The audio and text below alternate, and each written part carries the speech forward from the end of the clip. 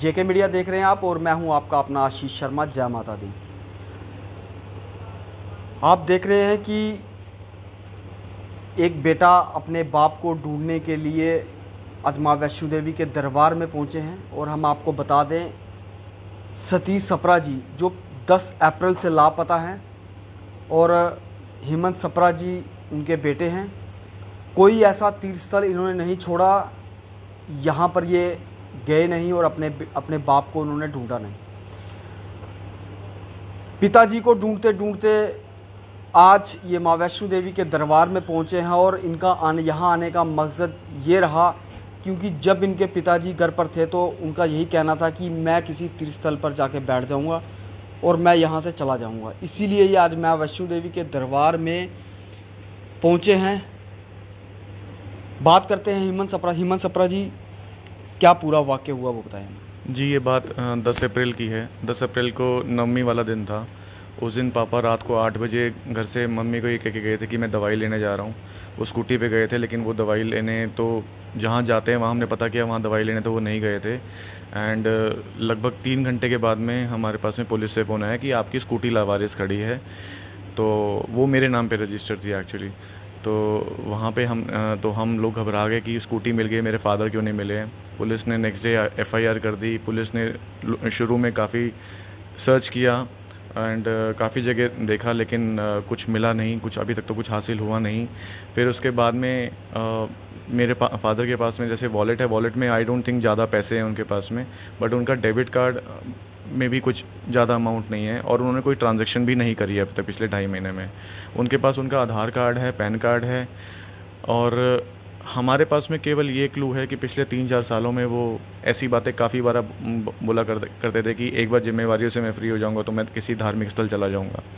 अब वो धार्मिक स्थल वैसे तो कोई भी हो सकता है, लेकिन फिर भी हमने जो उनके मुंह से कुछ शब्द सुने उसमें कभी वो हरिद्वार बोलते थे, कभी वाराणसी बोलते थे, कभी उज्जैन, तो कभी नांदेड़ महाराष्ट्र, तो कभी अमृतसर, तो कभी पौंटा साहिब, ऐसी जगहों के नाम लेते थे। माता रानी के भी काफ़ी क्लोज थे, वो माता रानी का भी नाम लिया करते थे। आज से 5 साल पहले वो माता रानी के भी आए हुए हैं यहाँ पे दर्शन करने, जिसके बाद उनको हार्ट अटैक भी आया था।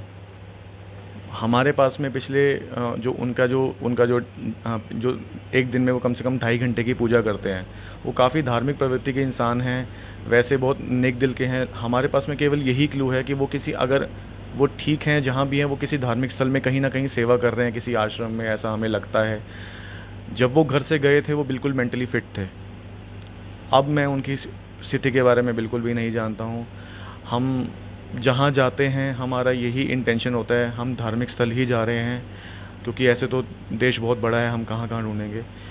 हम जहाँ भी जाते हैं हमारा यही इंटेंशन कि वहाँ पे हम लोकल न्यूज़पेपर के में पैम्पलेट्स डलवा के लोकल लोगों को बता रहे हैं, उनको रिक्वेस्ट कर रहे हैं कि आप अपने ग्रुप्स में इन फ़ोटोज़ को भेजिए और इस फ़ोटो को ज़्यादा से ज़्यादा फैलाएं और मेरी मदद करें।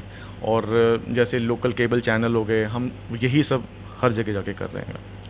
जब वो 10 अप्रैल घर से बाहर निकले थे तो क्या आप कुछ खिंचातानी हुई थी या कोई मनमुटाव घर वालों के साथ? जी, हमारे घर में माता रानी की कृपा से किसी तरीके की कोई कमी नहीं है। मैं अकेला बेटा हूँ, ना हमारे घर में कोई ऐसा किसी तरीके का प्रॉपर्टी डिस्प्यूट है। हमारे घर में ऐसे कोई उस टाइम पे कोई किसी तरीके की कोई अशांति नहीं थी। इट इज़ जस्ट कि एक उनके मन में एक थॉट था जो जब पहले बोलते करते थे तो मैं, मेरी वाइफ और उनकी धर्मपत्नी, हम यही बोलते थे कि आप ऐसी बातें क्यों करते हो कि आप किसी धार्मिक स्थल चल जाओगे, आपका परिवार है, आप अपना, मेरे बच्चे हैं, जैसे दो बच्चे हैं, तो उनके साथ आप एंजॉय करिए, आप टीवी देखिए, आप ये सब बातें मत सोचा करिए। लेकिन हमें नहीं पता था कि वो किसी दिन बिना बताए चले जाएंगे। शायद मैं ये सोचता हूँ कि उन्होंने हमें बताना इसलिए ज़रूरी नहीं समझा क्योंकि अगर वो बता के जाते तो शायद आप रोकते हो? हम 200% रोकते, क्योंकि जैसे हमने पहले भी कभी जैसे उनके थॉट्स को हमने कभी उसको अप्रिशिएट नहीं किया। कभी भी जब भी उन्होंने ये बात बोली तो हमने ये बोला कि पापा आप ऐसी बातें मत किया कीजिए। यही मैं कह सकता हूँ आपसे। ये सतीश सप्रा जी के सपुर्द हैं और हम आपको बता दें ये पैम्पलेट जो देख रहे हैं ये व्यक्ति 10 अप्रैल से लापता है। सतीश सप्रा इनका नाम है, कद 5 फुट 3 इंच, उम्र 68 साल है और जो इनके हाथ पर सतीश कुमार लिखा हुआ है ये सारा इनकी वेशभूषा है। आप गौर से देखिए और इन फ़ोन नंबर्स पर अगर आप मिलते हैं, अगर ये व्यक्ति आप कहीं मिलते हैं तो इन फ़ोन नंबर्स पे कनेक्ट कीजिए।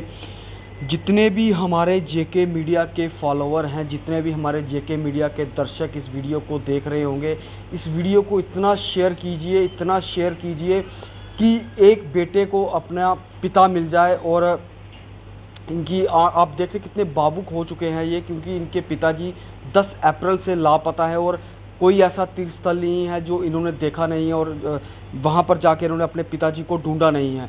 इस वीडियो को इतना शेयर कीजिए कि इनके पिताजी का इनको कॉल आ जाए और एक पिता को अपने बेटे से मिलवाएं और बेटे को अपने पिता से मिलवाएं। तब तक के लिए मैं कुछ और ऐड करना चाहूँगा, सॉरी।